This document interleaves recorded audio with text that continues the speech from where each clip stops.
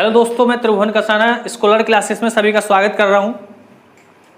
जैसे कि हम पढ़ रहे हैं हिस्ट्री, और हिस्ट्री के अंतर्गत हम देखिएगा एक बहुत ज़बरदस्त पार्ट लेके आए हैं आपके बीच में, और वो है मुगल काल। और मुगल काल का हम देखिएगा एक वीडियो हम बना चुके हैं बाबर से संबंधित। और देखिएगा मैं आज एक बहुत ज़बरदस्त कहानी लेके आया हूँ आपके बीच में, और वो कहानी है बाबर और इब्राहिम लोदी और राणा सांगा। और जैसे कि हम बात करेंगे कि पानीपत के युद्ध पे चर्चा करेंगे, जैसे कि आज हम विशेष चर्चा रखेंगे खानवा के युद्ध में। देखिएगा दोस्तों, वीडियो थोड़ा बड़ा हो सकता है, लेकिन मैं चाहूँगा कि बाबर इस वीडियो में कंप्लीट हो जाएगा और बहुत ही बढ़िया से इसको देखेंगे वीडियो को, और देखते हैं कि बाबर से क्या क्वेश्चन बन सकते हैं और क्या बाबर की कहानी है। देखिएगा आज जो हमारी विशेष चर्चा रहेगी, सबसे पहले वो चर्चा करेंगे हम पानीपत के प्रथम युद्ध पे, जो कि हम देखते हैं 1526 ईस्वी इब्राहिम लोदी एवं बाबर के मध्य हुआ था। और देखते हैं कि इसमें बाबर की विजय होती है। लेकिन हमें देखना है कि पानीपत की भूमिका बनाते हैं कि पानीपत की भूमिका थी क्या। कि भाई ऐसे तो हमने पढ़ रखा है किताबों में कि भाई पानीपत का युद्ध बाबर एवं इब्राहिम लोदी के मध्य हुआ था, और जिसमें कि बाबर विजय हुआ था। और बाबर के बारे में हमने जैसे कि विस्तार पूर्वक कहानी पीछे देखा था, बाबर का परिचय देखा था, बाबर का हमने आगमन कराया था भारत में। तो वो सारी कहानी को हम आगे देखते हैं कि क्या क्या अब कहानी चलती है, क्योंकि बाबर भारत पे आक्रमण कर चुका है 1519 ईस्वी यूसुफजाई जाति के विरुद्ध।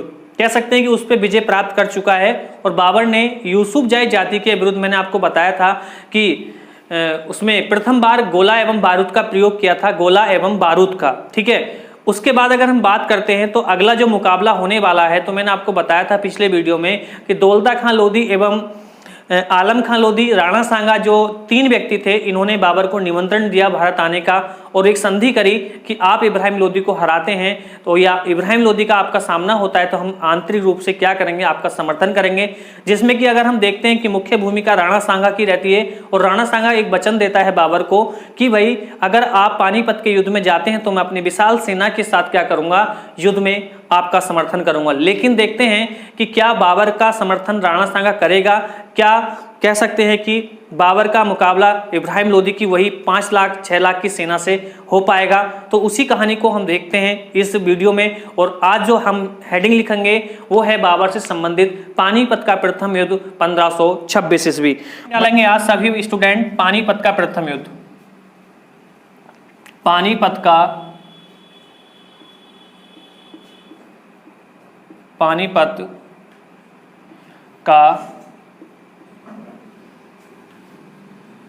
प्रथम युद्ध। पानीपत का प्रथम युद्ध की अगर हम बात करें भैया, तो ये हुआ है 21 अप्रैल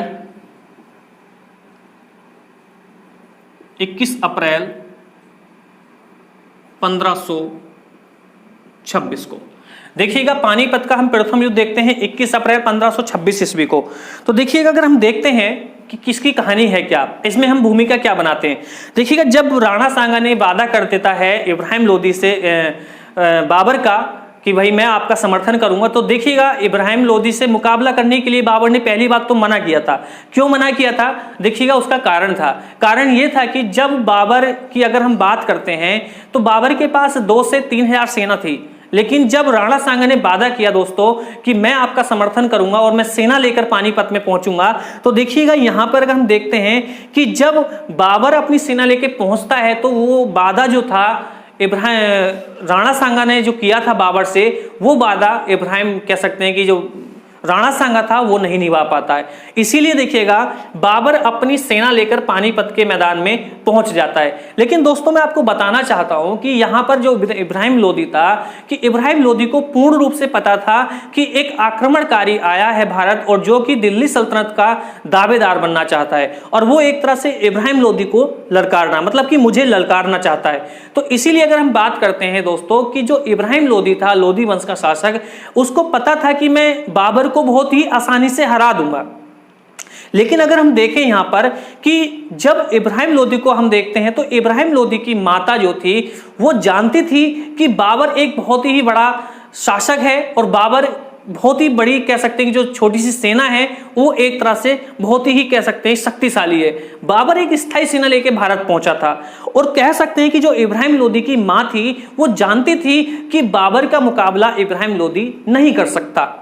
इसीलिए देखिएगा, मैं आपको एक चीज और बताना चाहता हूं कि जब बाबर कह सकते हैं कि अपनी सेना लेके पहुंचता है, तो यहां पर देखिएगा अगर हम देखते हैं कि पानीपत के युद्ध में बाबर से मुलाकात करने के लिए इब्राहिम लोदी की मां पहुंचती है। और इब्राहिम लोदी की मां जब पहुंचती है दोस्तों, तो वो एक तरह से एक संधि करने का कह सकते हैं कि इब्राहिम लोदी की मां बोलती है बाबर से कि इस युद्ध को रोक दिया जाए, कि ऐसा युद्ध ना हो ताकि बाबर और इब्राहिम लोदी की सेना लड़े। क्योंकि इब्राहिम लोदी की मां को पता था कि इब्राहिम लोदी की निश्चिंत ही इसमें हार होनी है। देखिएगा उसका कारण भी बहुत थे। कारण यह था कि जो इब्राहिम लोदी के सगे थे, जो उसके घर वाले ही थे, जो उसके सगे संबंधी थे, वो कहीं ना कहीं इब्राहिम लोदी से खिलाफ हो चुके थे। तो इब्राहिम लोदी की मां जानती थी कि इब्राहिम लोदी चारों ओर से षड्यंत्र से फंस चुका है। कह सकते हैं कि इब्राहिम लोदी एक तरह से उसकी परास्त होना ही निश्चिंत है, उसका हार का सामना उसको करना ही पड़ेगा।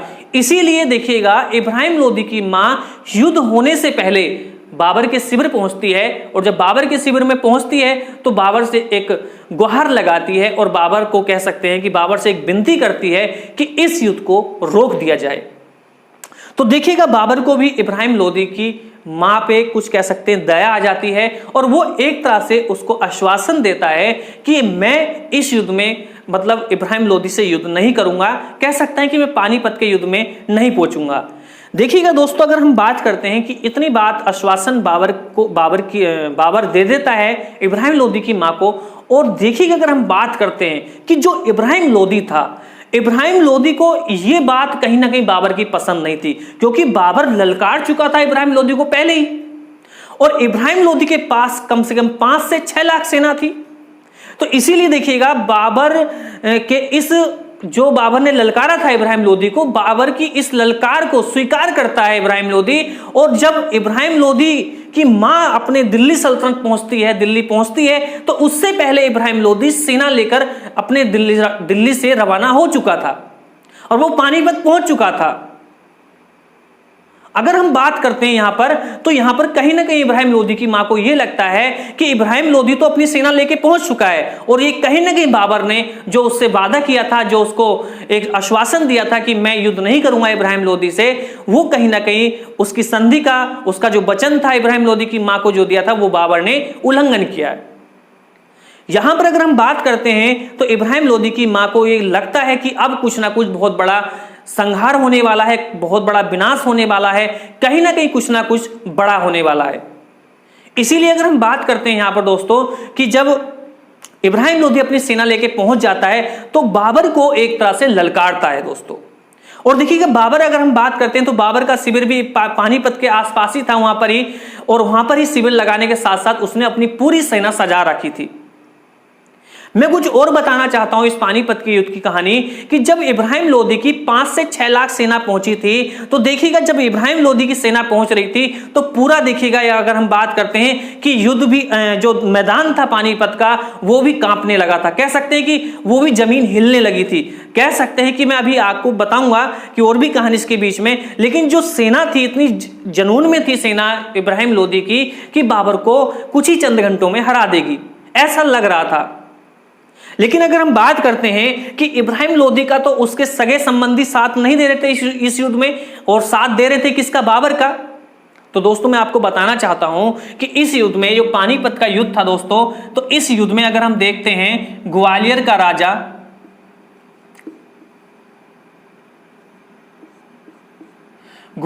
राजा जिसका नाम था विक्रमजीत,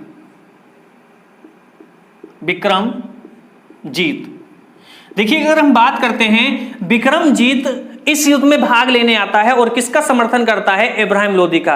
अगर हम बात करते हैं दोस्तों कि विक्रमजीत ग्वालियर का राजा है और जो कि इब्राहिम लोदी का एक परम मित्र है। कह सकते हैं कि एक ऐसा वादा किया था विक्रमजीत ने कि जब तक मैं हूं तब तक तुम पे कोई आंच नहीं आने दूंगा, जब तक मैं हूं तब तक दिल्ली सल्तनत पे कोई भी संकट नहीं आने दूंगा। जैसे कि अगर दोस्तों मैं बात करता हूं, जैसे कि हमने पढ़ा था तराइन का प्रथम युद्ध और तराइन का द्वितीय युद्ध में, जैसे कि गोविंद राज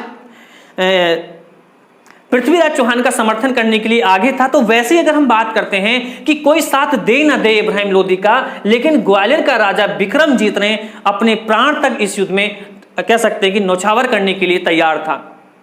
दोस्तों पूरी सेना सज जाती है और पानीपत के मैदान में पहुंच जाती है। और जब पानीपत के मैदान में पहुंचती है तो देखिएगा, जब बाबर देखता है इस 5 से 6 लाख की सेना को, तो यहां पर बाबर के भी होश उड़ने लगते हैं। देखिएगा, अगर हम बात करते हैं कि बाबर ने एक बात सुनी तो थी कि 5 से 6 लाख सेना थी, लेकिन आज तक जीवन में बाबर ने इतनी विशाल सेना नहीं देखी थी। देखिएगा, इब्राहिम लोदी, बिक्रमजीत, अगर हम देखते हैं कि इतना कह सकते हैं जुनून में थे कि बाबर की सेना को कुछ ही चंद घंटों में हरा दें। लेकिन अगर हम बात करते हैं दोस्तों कि जो वादा राणा सांगा ने किया था बाबर से कि आप युद्ध में चलिएगा और हम क्या करेंगे, आपका समर्थन करेंगे, अब देखिएगा बाबर के होश उड़ने लगते हैं 5 से 6 लाख सेना को, और बाबर के पास मात्र 2 से 3 हजार सेना। ज्यादा से ज्यादा मैं समझ सकता हूं कि अगर आलम खान लोदी ने और दौलता खान लोदी ने भी सेना दी हो तो ज्यादा से ज्यादा मैं समझता हूं कि 6 से 7 हजार सेना मान लीजिएगा। लेकिन अगर हम बात करते हैं तो इधर अगर सेना की देखते हैं, अगर इस सेना की देखते हैं कि इब्राहिम लोदी के पास सेना थी, देखिए 5 से 6 लाख सेना बताइए, 5 से 6 लाख सेना किसके पास थी? इब्राहिम लोदी के पास। अब देखते हैं, देखिएगा बाबर बहुत ही दिमागदार व्यक्ति था। जब बाबर को लगता है कि भी राणा सांगा तो दूर तक भी नहीं है और बाबर फंस चुका था। उधर अगर हम बात करते हैं दौलत खान लोदी एवं आलम खान लोदी, उनका भी कोई अता पता नहीं था, सिर्फ बाबर को झोंक दिया था वहां पर जाकर कि ठीक है, अगर बाबर जीतता है तो जो संधि हमने की है वो बाबर से हम करेंगे, अगर बाबर हारता है तो कोई बात ही नहीं है। तो सीधी बात है, दिल्ली सल्तनत का राजा कौन रहेगा? इब्राहिम लोदी रहेगा। कह सकते हैं कि एक जुआ खेला था बाबर को इस पानीपत के युद्ध में झोंकने के लिए। अगर हम देखते हैं यहां पर तो बाबर की तरफ से अगर हम देखते हैं तो ये तो सेना हो जाती है, लेकिन अगर दोस्तों अगर हम बाबर की बात करते हैं तो बाबर के पास भी बहुत चीजें थी जो कि बाबर जानता था कि ऐसा तो युद्ध में नहीं कूदा था। तो बाबर के पास भी ऐसे 2-3 व्यक्ति ऐसे थे जिससे कि बाबर उस युद्ध को जीत सकता था। बाबर को अभी मतलब कह सकते हैं कि बाबर अभी हार नहीं माना है, बस बाबर तो भयभीत हो चुका है कि आज तक इतनी विशाल सेना हमने किसी युद्ध में देखी ही नहीं है और ना ही आज तक सुना है इतना, मतलब कि किसी दिल्ली सल्तनत के राजा के पास इतनी विशाल सेना हो। यह दिल्ली सल्तनत का ऐसा राजा है जिसके पास सर्वाधिक सेना थी। अलाउद्दीन खिलजी से विशाल सेना थी इसके पास। अगर हम बात करते हैं कि भाई उधर अगर हम देखते हैं कि मोहम्मद बिन तुगलक के पास 4 से 5 लाख सेना थी, 4 से 5 लाख, लेकिन यहां तो 5 से 6 लाख सेना है। तो देखिएगा बाबर एक तरह से जब राणा सांगा को देखता है तो राणा सांगा दूर तक नहीं दिखाई देता है, तो बाबर एक इच्छा करता है अगर जीते तो ठीक है, अगर हारे तो सीधी बात है कि मुगल साम्राज्य की स्थापना नहीं हो पाएगी। तो उसी चीज को अगर हम देखते हैं यहां पर तो देखिएगा, ये देखते हैं कि बाबर के पास 2 प्रसिद्ध व्यक्ति थे। एक का नाम था मुस्तफा और एक का नाम था उस्ताद अली। दोस्तों मैं बात करता हूं इन दोनों की, तो ये बाबर के प्रसिद्ध निशानेबाज थे। ये क्या थे? बाबर के प्रसिद्ध निशानेबाज थे। इसी युद्ध में अगर हम बात करते हैं देखिएगा दोस्तों, तो एक व्यक्ति और था जो बाबर का बहुत ही विश्वास पात्र व्यक्ति था। अगर हम बाबर की बात करते हैं तो एक व्यक्ति और था इसी बाबर का सेनापति, याद रखना है सेनापति। मैं सिर्फ कहानी बता रहा हूं, सिर्फ पानीपत की।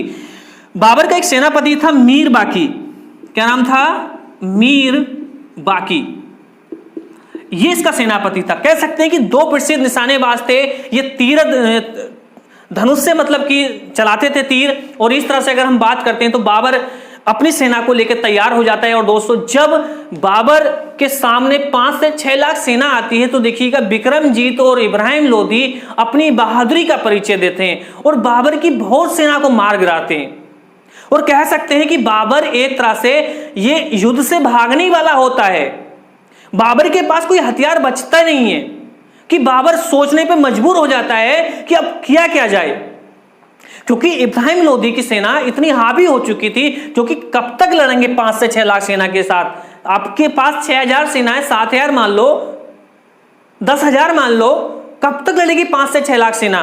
दोस्तों अगर हम बात करते हैं कि जब युद्ध चल रहा था तो यहां पे देखते हैं कि बिक्रमजीत अपनी इतनी बहादुरी का परिचय दे रहा था कि लग रहा था कि युद्ध कुछ ही घंटे में समाप्त होने वाला है। लेकिन नहीं दोस्तों, ऐसा नहीं हुआ, ऐसा बिल्कुल नहीं हुआ। जब बाबर को लगा कि अब मेरे पास कोई हथियार बचा ही नहीं है, और जो राजपूत सेना थी बिक्रमजीत की और जो अफगान सेना थी वो हावी होती जा रही थी, इसी बीच में अगर हम देखते हैं कि बाबर एक तुरंत ही आदेश देता है मुस्तफा एवं उस्ताज अली से, क्योंकि जो सेना लड़ रही थी भालों से, तलवारों से, वो तो एक तरह से हमारी सेना भी जानती थी, इब्राहिम लोदी की सेना भी लड़ना जानती थी।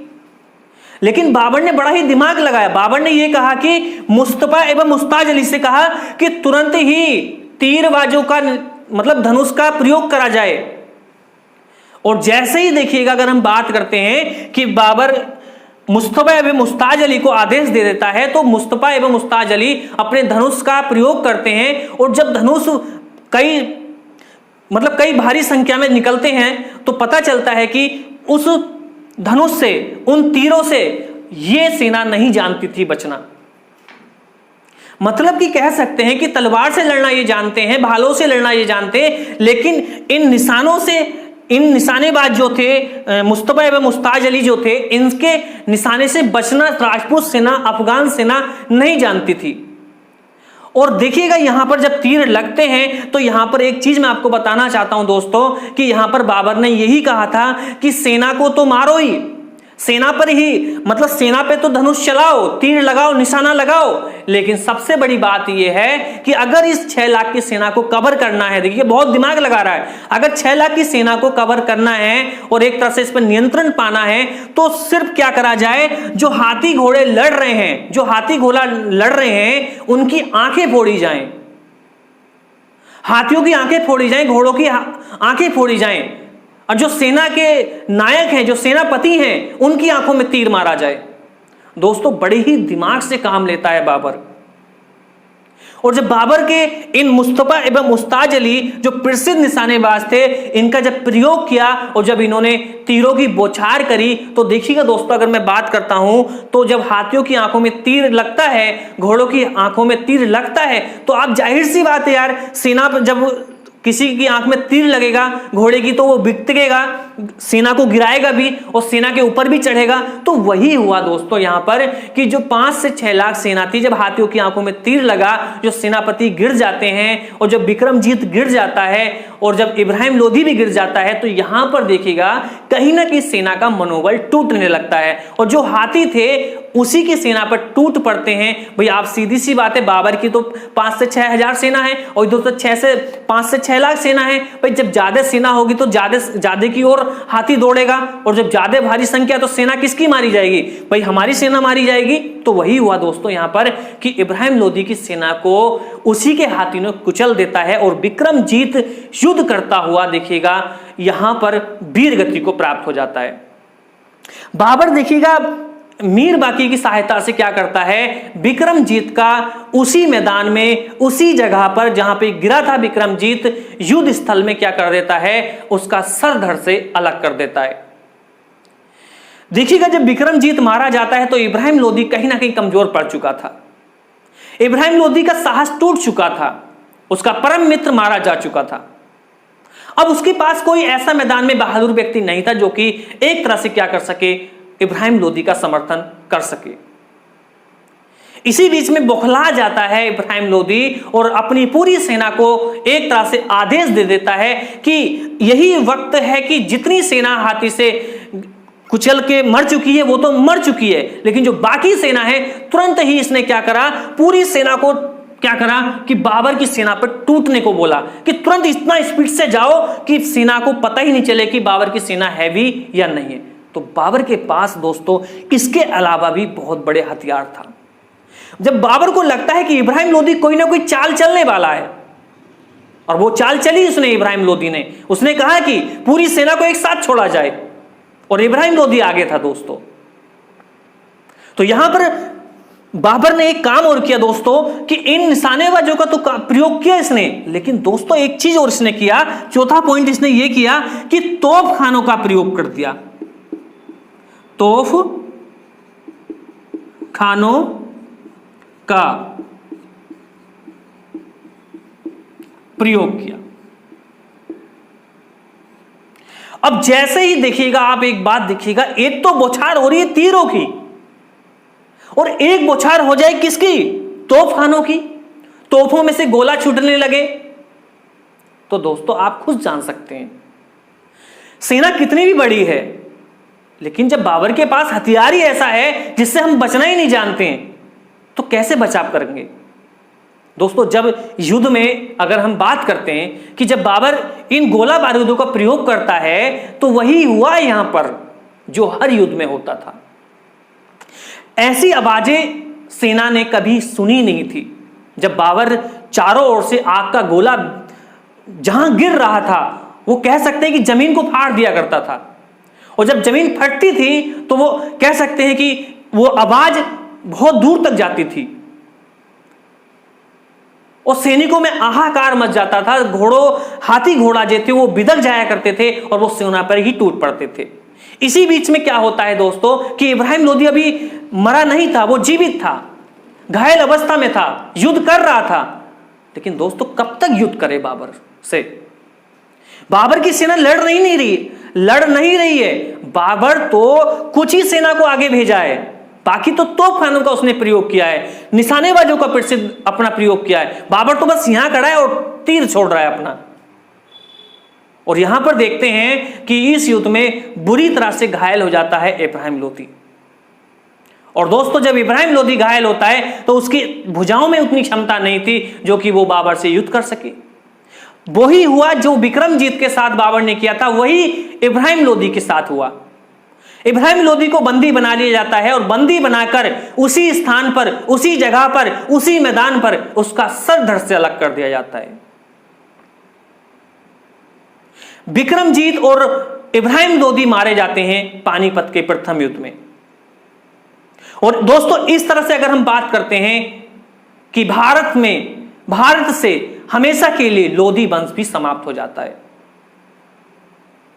और लोदी वंश का भी अंतिम शासक कौन माना जाता है? इब्राहिम लोदी ही माना जाता है।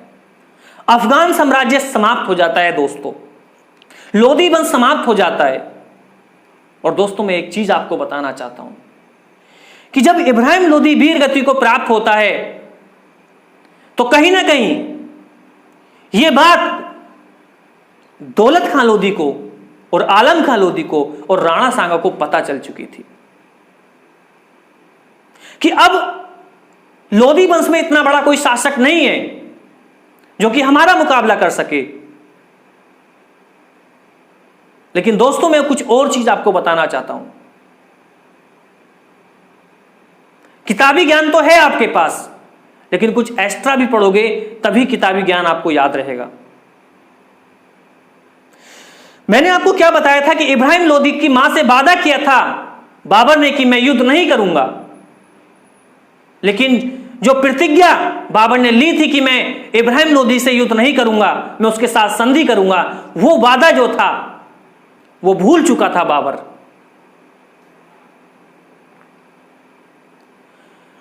इब्राहिम लोदी की मां को जब पता चलता है कि उसका एक लौता पुत्र, एक प्रिय पुत्र इब्राहिम लोदी वीर गति को प्राप्त हो चुका है, और यह वीर गति को प्राप्त उसी से हुआ है जिसने इब्राहिम लोदी की मां से वादा किया था, उसको वचन दिया था।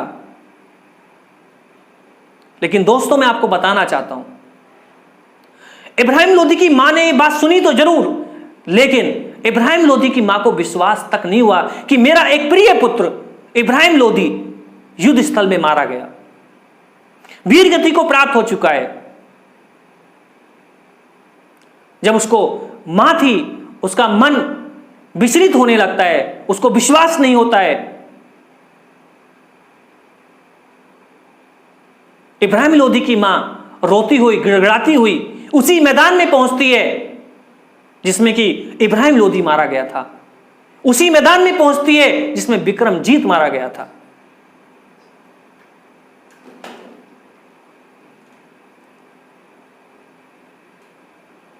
अगर हम देखें तो जब इब्राहिम लोदी की मां पानीपत पहुंचती है, उस मैदान में पहुंचती है, तो चारों ओर से अगर कुछ था, चीख पुकारें थी, लाशों के ढेर थे, खून की नदियां बहा चुका था बाबर। अगर हम बात करते हैं कि बाबर ने उन गोला बारूदों का प्रयोग किया और उसमें हमें देखने को मिला किसी का हाथ कट गया, किसी की टांग काटी गई, और इस तरह से अगर हम बात करते हैं कि बहुत भयंकर एक दृश्य था पानीपत के युद्ध का। अगर मैं देखता हूं बाबर की कायरता का परिचय, तो बाबर ने इस युद्ध में भी दिखाया था। बाबर ने यही करा जो यूसुफजाई जाति के विरुद्ध किया था। यूसुफजाई जाति के बेजोर का किले पर जब अधिकार किया था, भेरा नामक स्थान पर कब्जा किया था, तो वहां पर भी वहां के लोगों की गर्दनें काटकर मीनार खड़ी कर चुका था बाबर वहां पे। तो बाबर ने यहां भी अपनी परिचय का, अपनी क्रूरता का यहां पर जवाब दिया और कहा कि मैं एक मीनार जैसी खड़ा करना चाहता हूं। लोगों की खोपड़ियां काटकर बाबर ने मीनार खड़ी कर चुका था। अगर हम देखते हैं तो जब इब्राहिम लोदी की मां मैदान में पहुंचती है, तो इब्राहिम लोदी की मां अपने उसी लाडले पुत्र इब्राहिम लोदी को ढूंढती है।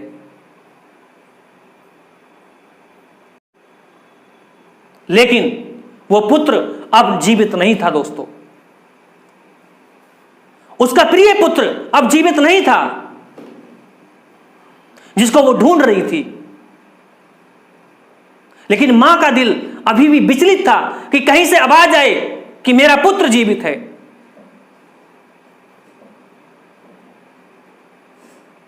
लेकिन दोस्तों, उसकी मां जब आगे बढ़ती है तो सर कटा हुआ अपने कुछ और प्रियों का देखती है। जैसे ही सर कटा हुआ विक्रमजीत का देखती है, तो कहीं ना कहीं उसकी आंख में से आंसू टपकने लगते हैं। अब निश्चिंत हो चुका था, उसको विश्वास हो चुका था कि विक्रमजीत अगर मारा गया है, वीर गति को प्राप्त हो चुका है, तो कहीं ना कहीं मेरा प्रिय पुत्र इब्राहिम लोदी भी वीर गति को प्राप्त हो चुका है। लेकिन अभी भी उसकी इच्छा थी कि कहीं से आवाज आए कि मेरा पुत्र इब्राहिम लोदी जीवित है। लेकिन नहीं दोस्तों, सब आवाजें बंद हो चुकी थी। इब्राहिम लोदी की मां जब आगे देखती है, ढूंढती है, भटकने लगती है उसकी मां, तो जब कुछ ही दूरी पर चलती है तो इब्राहिम लोदी एक तरह से अगर हम देखते हैं तो उसका भी सर कटा हुआ मिलता है। उसी तलवार से सर काटा गया था जिस तलवार से अगर हम देखें विक्रमजीत को मारा गया था। रोने लगती है मां उसकी कि बाबर ने मेरे साथ धोखा किया है। बाबर ने जो मुझे वचन दिया है उसका पालन बाबर ने नहीं किया है। बाबर ने जो मुझे एक दिलासा दी थी कि मैं आपके पुत्र से युद्ध नहीं करूंगा, उसका उसने उल्लंघन किया है। दोस्तों, मैं आपको बताना चाहता हूं कि यहां पर इब्राहिम लोदी की मां एक प्रतिज्ञा करती है कि मैं जब तक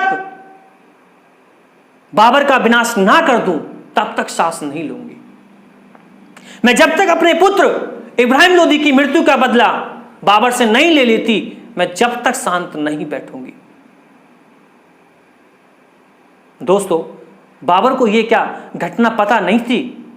क्या बाबर को यह पता नहीं था कि इब्राहिम लोदी की मां आकर मुझसे क्या जवाब मांगेगी? क्या उसको पता नहीं था कि इब्राहिम लोदी की मां अपने प्रिय पुत्र इब्राहिम लोदी को उस युद्ध में ढूंढ रही है जो इस दुनिया में है ही नहीं?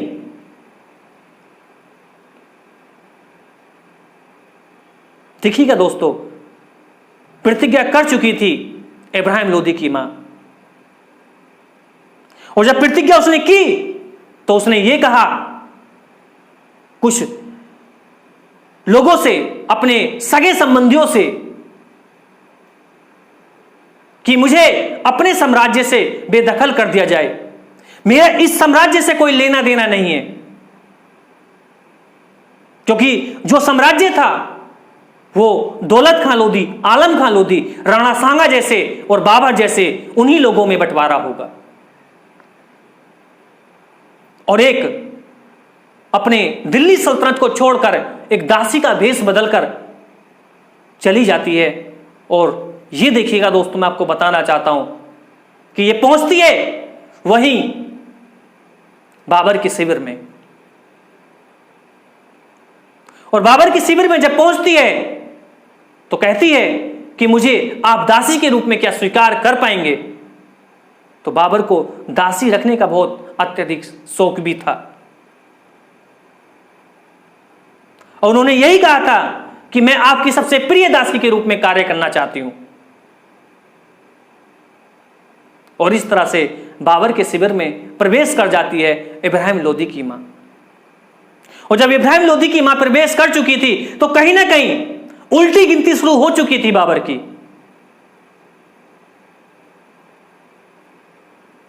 दोस्तों, ये कहानी तो मैं कुछ जब मृत्यु होगी तब मैं आपको बताऊंगा, लेकिन जो पानीपत था एक ऐसा युद्ध था ये जिसमें कि बाबर का एक गौरव भी बढ़ता है। और बाबर ने इस युद्ध के बाद ही मुगल साम्राज्य की भारत में स्थापना कर दी। इस युद्ध के बाद अगर हम बात करते हैं दोस्तों, इस युद्ध के बाद बाबर ने मुगल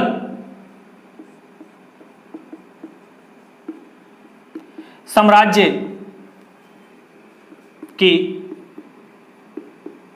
स्थापना की। इसी के साथ अगर हम बात करते हैं दोस्तों कि मुगल साम्राज्य की स्थापना किस युद्ध के बाद की थी, तो सीधा बताना कि पानीपत के प्रथम युद्ध के बाद। अगर हम बात करते हैं दोस्तों जब मुगल साम्राज्य की स्थापना हो जाती है तो देखिएगा दोस्तों, इसी युद्ध के बाद अगर हम देखते हैं कि इस युद्ध के बाद तो जब स्थापना होती है तो यहां पर एक क्वेश्चन और पूछा जाता है कि बाबर ने कलंदर की उपाधि किस युद्ध के बाद ली थी। तो मैं आपको बताना चाहता हूं इस युद्ध के बाद ही बाबर क्या करता है, एक उपाधि लेता है, वो है कलंदर। कलंदर की उपाधि लेता है बाबर पानीपत के युद्ध के बाद। इसी के साथ अगर हम बात करते हैं दोस्तों पानीपत के युद्ध के बाद अगर हम देखते हैं कि कुछ और कार्य बाबर के, तो बाबर ने यहां पर देखिएगा कलंदर की उपाधि के साथ साथ अगर हम देखते हैं कि बाबर ने पानीपत के युद्ध के बाद ही 2 मस्जिदों का निर्माण भी कराया था।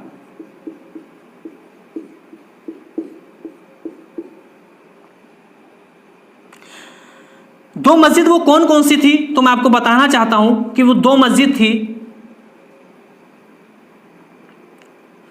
पानीपत में अगर हम बात करते हैं काबुली बाग की मस्जिद,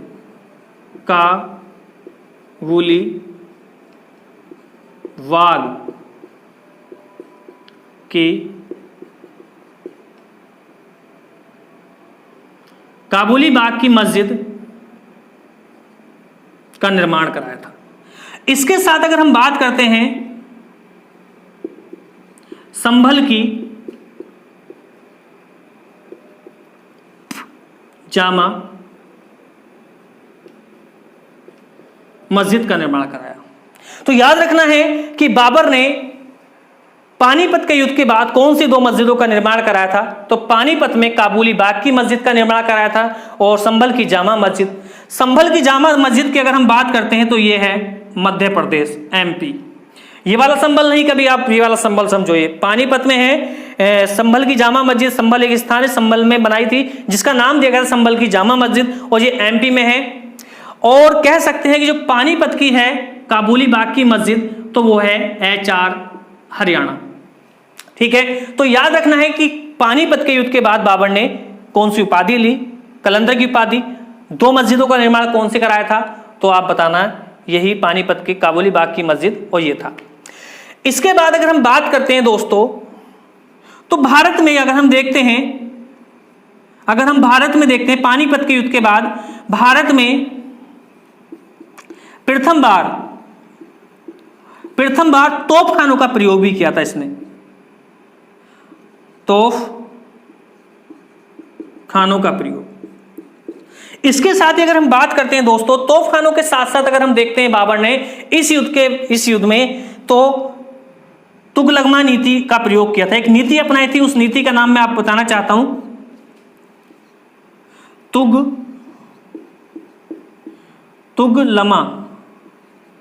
तुगलकमा नीति। तो इस नीति को मैं आपको बताऊंगा, अगला कोई युद्ध पढ़ाऊंगा कि तुगलकमा नीति या तुगलकमा नीति क्या थी, तो आपको बताऊंगा विस्तार पूर्वक। लेकिन याद रखना है कि ये पानीपत के युद्ध से आपके प्रश्न पूछे जा सकते हैं कि बाबर ने प्रथम बार तोपखानों का प्रयोग कब किया, तो आप बताना है पानीपत के युद्ध में। पूछा जाए कि तुगलकमा नीति का प्रयोग या तुगलकमा नीति का प्रयोग बाबर ने कब किया, तो पानीपत के युद्ध के बाद। अगर पूछा जाए कि भाई कौन से दो ऐसे शासक हैं जो कि युद्ध स्थल में मारे गए थे, कौन से दो शासक हैं, अगर पूछा है कि दो शासक कौन से हैं जो काय में मारे गए थे, युद्ध स्थल में। तो दोस्तों युद्ध स्थल में मारे जाने वाले आज तक जो जीवन में हमने पढ़े हैं और जो आज तक हमें देखने को मिलता है किताबों में, तो वो दो ही हैं, एक तो इब्राहिम लोदी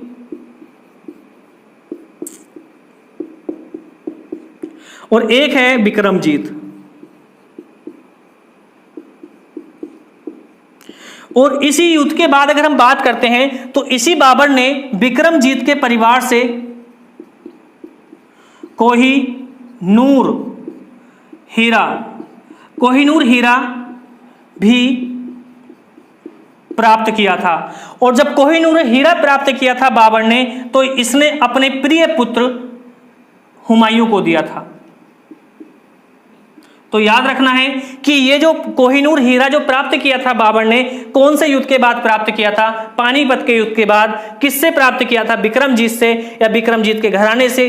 तो बिक्रमजीत से जब घराने से प्राप्त किया था, तो ये कोहिनूर हीरा जो दिया था वो किसको दिया था, तो वो दिया था, आप बताएंगे, हुमायूं को। तो इतनी फैक्ट आपको याद रखने हैं। और ये दोस्तों अगर आपको ये कहानी समझ में आई हो तो आप बता देना, क्योंकि इसी युद्ध से एक प्रश्न भी आपका मैं समझता हूं कि बाहर नहीं पूछा जाएगा। किसी भी प्रकार का क्वेश्चन है तो आज मैं इसी कहानी को यहीं समाप्त करता हूं।